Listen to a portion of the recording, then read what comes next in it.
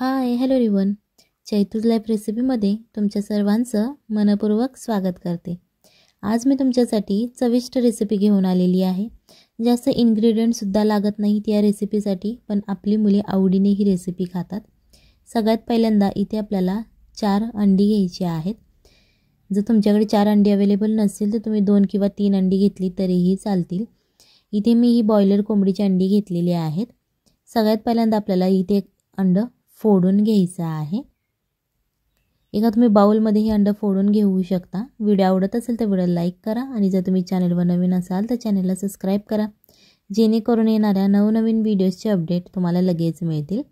आणि जर तुम्हाला व्हिडिओ आवडला नसेल तर तुम्ही डिसलाईक सुद्धा करू शकता आणि कमेंटमध्ये लिहू शकता। त्याच्यानंतर आता आपल्याला ही 3 अंडी इथे आपण फोडून घेणार आहोत। जर तुमच्याकडे 1 अंडा असेल तरी तुम्ही ही रेसिपी बनवू शकता। तसा काहीच प्रॉब्लेम नाही आहे की 3च अंडे असावीत किंवा 4च अंडे असावीत, असा काहीच प्रॉब्लेम नाही आहे इथे। त्याच्यानंतर आता इथे आपण ही जी बाउलमध्ये अंडी फोडून घेतलेली आहेत त्यामध्ये आपल्याला अर्धा चमचा मीठ घालायचं आहे। अर्धा चमचा म्हणजे तुम्ही चवीनुसार घालू शकता, तुमच्या चवीनुसार। त्याच्यानंतर आपल्याला अर्धा चमचा रेड चिली फ्लेक्स घालायचे आहेत। जर तुमच्याकडे रेड चिली फ्लेक्स अवेलेबल नसतील तर तुम्ही घरातलं जे आपलं लाल तिखट असतं जे आपण रोज भाजीसाठी वापरतो ते घातलं तरीही चालेल। त्याच्यानंतर आता हे छान असं मिक्स करून घ्यायचं आहे, फेटायचं आहे। म्हणजे चमच्याच्या मदतीने फेटा किंवा तुमच्याकडे जर बीटर अवेलेबल असेल तर तुम्ही त्याने फेटलं तरीही चालेल, किंवा जर तुमच्याकडे इलेक्ट्रिक बीटर असेल तुम्ही त्याने पण फेटू शकता। फक्त जास्त स्पंजी करू नका, साधं असं एकदम फेटून घ्या, जेणेकरून जे आपण मीठ घातलं आहे ते यामध्ये मिसळून जाईल आणि जे रेड चिली फ्लेक्स घातलेले आहेत ते सुद्धा मिसळून जातील। त्याच्यानंतर इथे आपल्याला 2 टोमॅटो घ्यायचे आहेत। जर तुमच्याकडे 1 टोमॅटो अवेलेबल असेल तरीही चालेल, तुम्ही 1 टोमॅटो घेऊ शकता। ते स्वच्छ असं पहिल्यांदा धुवून घ्यायचं आहे आणि साफ करून घ्यायचं। त्याच्यानंतर आपल्याला एका चाकूच्या मदतीने याचे स्लाइस करून घ्यायचे आहेत। हे स्लाइस तुम्ही तुमच्या इच्छेनुसार सुद्धा करू शकता, जाड किंवा पातळ। आणि जर तुमच्याकडे कच्चा टोमॅटो असेल तरीही चालेल, पण जास्त करून प्रयत्न करा की तुम्हाला पिकलेलं टोमॅटो अवेलेबल होईल, किंवा त्याची रेसिपी खूप छान लागते पिकलेल्या टोमॅटोची। सो अशा प्रकारे आता आपल्याला या टोमॅटोचे स्लाइस करून घ्यायचे आहेत। जर तुमच्याकडे कमी मेंबर असतील घरात तर तुम्हाला 1 टोमॅटोसुद्धा पुरू शकतो, कारण एका टोमॅटोचे आपल्याला 7 ते 8 स्लाइस तयार होतात। जर तुम्ही पातळ केले तर आणखीन तुमचे स्लाइस तयार होतील। सो तुम्ही तुमच्या इच्छेनुसार हे स्लाइस करून घ्यायचे आहेत।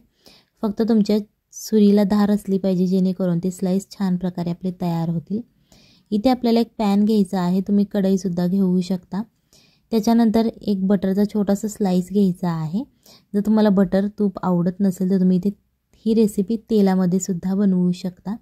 सो अशा प्रकारे आता हे सगळं आपण ग्रीस करून घेतलेलं आहे बटर। त्याच्यानंतर आपण जे टोमॅटोचे स्लाइस केलेले आहेत ते स्लाइस आपल्याला एक एक करून यामध्ये पसरवून ठेवायचे आहेत।